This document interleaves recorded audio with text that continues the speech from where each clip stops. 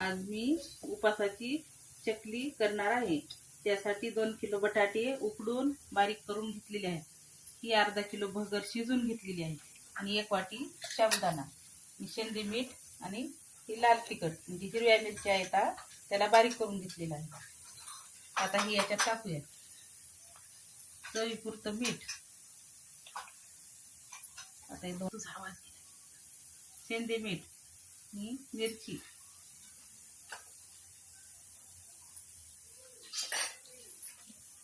भगर,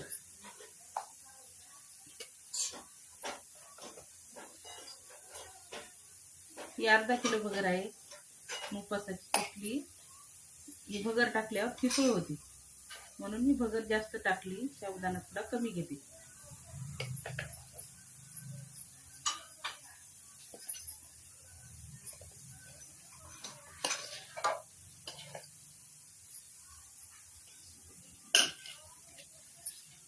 आता हे साबुदाणा, हे सर्व आपण आता याचा घट्ट असा उंडा बनवून घेऊया. असा घट्ट मिक्स करून घेतलेला आहे. सगळं छान असं मिक्स करून घ्यायचं एकजीव ठेवता. असं काही गाठ नाही राहिली काय नाही. असं आपल्याला त्या सोऱ्यामधून चकली काढायची.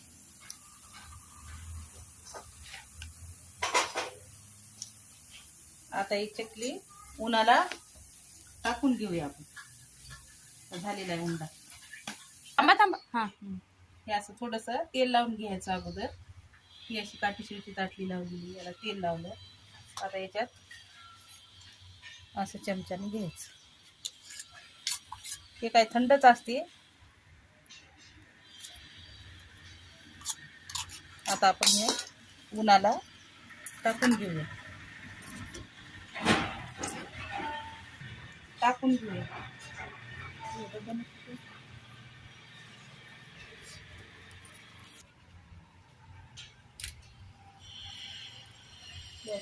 टाकून घ्यायचं. हे असे आपण उन्हाला सर्व करून घेणार आहे. हे बघा, बटाटा, साबुदाणा आणि भगर मिक्स करून चकली सगळी करून घेतलेली आहे. वाळून अशी झाली. कडक उन्हामध्ये वाळू घालायला लागते. 2 दिवसात वाळते. आणि ही अशी तळून घेतलेली आहे. ही तळून पण अशी कुरकुरीत झालेली आहे. बघा तुम्ही किती छान असा आवाज येते कुरकुरीत. असा कडक नाही, ठिसूळ झालेली आहे. नक्की करून बघा. शेअर करा, लाईक करा. धन्यवाद.